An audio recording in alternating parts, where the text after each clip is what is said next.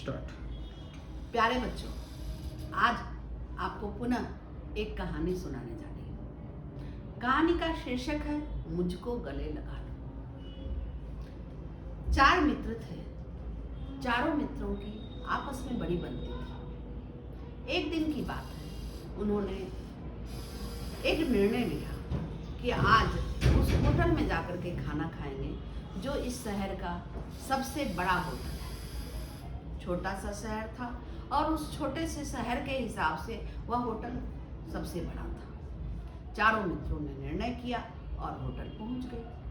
Hotel में उन्होंने जम करके खाना खाया, बातचीत की, गपशप की और उसके बाद उन्होंने निर्णय लिया कि आज ही के दिन पुनः इस होटल में हम लोग 50 वर्षों के बाद आएंगे। वेटर यह बात सुन रहा था। उसने कहा कि सर, अगर आप लोग इस होटल में 50 वर्षों के बाद आएंगे और 50 वर्षों के बाद मैं भी अगर जीवित रहा तो मैं भी इस घटना को देखना चाहूँगा। उन्होंने कहा, बड़ी अच्छी बात है। एक निर्णय और उन्होंने लिया कि जो भी 50 वर्षों के बाद सबसे बाद में आएगा, सारा बिल होटल का पे उसे ही करना पड़ेगा। सभी चारों मित्र खुशी खुशी वहां से चल दिए। इस निर्णय के बाद समय बीतता गया। कोई बिजनेसमैन बन गया, कोई इंजीनियर बन गया, कोई डॉक्टर बन गया, कोई वकील बन गया। 50 वर्षों के बाद जब निर्धारित समय आया तो वहां होटल में सबके पहुंचने का इंतजाम तो था ही कि हाँ जाना है, होटल जाना ही है। सबसे पहले वहां दिनेश पहुंचा और दिनेश यह सोच करके बहुत खुश था कि वह सबसे पहले पहुंचा है, अब उसे जो है पेमेंट नहीं करनी पड़ेगी। इधर उधर देख रहा था, बातें करना चाह रहा था, लेकिन उस समय कोई दोस्त नहीं थे। फिर थोड़ी देर के बाद वहीं पर रमेश भी पहुंच गया। जब रमेश पहुंचा तो दिनेश और रमेश में जमकर बातें हुई। दोनों को पता चला कि दोनों कहाँ कहाँ रहने लगे हैं, क्योंकि उस शहर को छोड़ करके सभी जा चुके थे अपनी अपनी नौकरी में। दोनों बिजनेसमैन ही बन गए थे। अब थोड़ी देर के बाद वहां दिनेश तो था ही, रमेश भी आ गया। थोड़ी देर के बाद नितिन पहुंचा और नितिन भी उन दोनों को देख करके बहुत खुश हुआ। ये तीनों दोस्त आपस में सोच रहे थे, अब तो नवीन आएगा और उसके बाद पेमेंट तो उसे ही करनी पड़ेगी।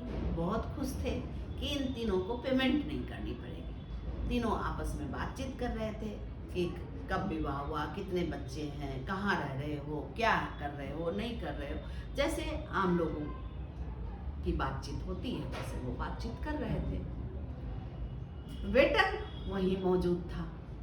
उसने सबसे पहले इन जितने भी तीनों दोस्त थे उनके लिए ब्रेकफास्ट भिजवाया और तीनों दोस्त कहने लगे कि अरे अभी तो नवीन आया नहीं है, तो हम कैसे कर सकते हैं, जैसे वो आएगा वो उसके बाद करेंगे। तब उसने कहा कि सर, आप लोगों के लिए कहा गया है कि वो आ ही रहे हैं, तब तक आप ब्रेकफास्ट करें। तीनों खुश खुश जो है नाश्ता करने लगे। नाश्ता करने के बाद भी बार बार उनकी नज़र दरवाजे पर थी कि नवीन क्यों नहीं आया है, लेकिन नवीन था नहीं वहाँ पर, तो आता कैसे।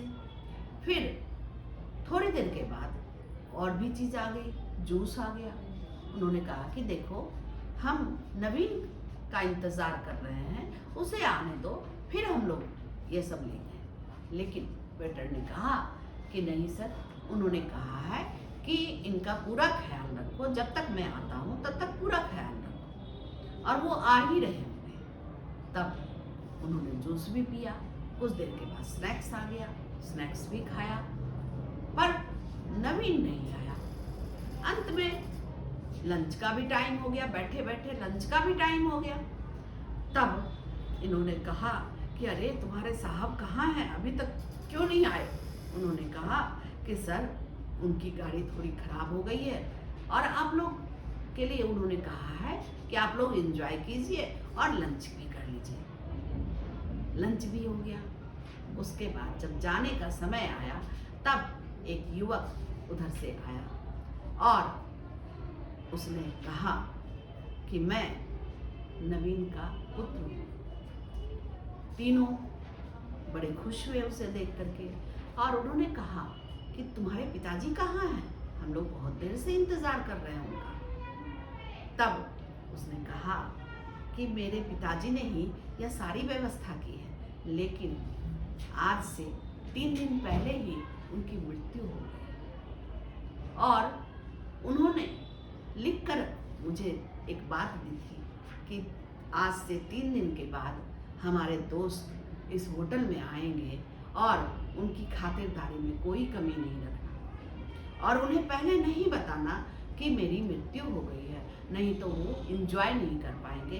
50 वर्षों के बाद हम लोगों को मिलना था और मैं इस दिन का बहुत इंतज़ार कर रहा था, लेकिन मैं जानता हूँ कि अब मैं बच नहीं पाऊँगा, इसलिए तुम इनका ख्याल रखना। और उस बच्चे ने इन तीनों का ख्याल रखा, बताया नहीं पहले।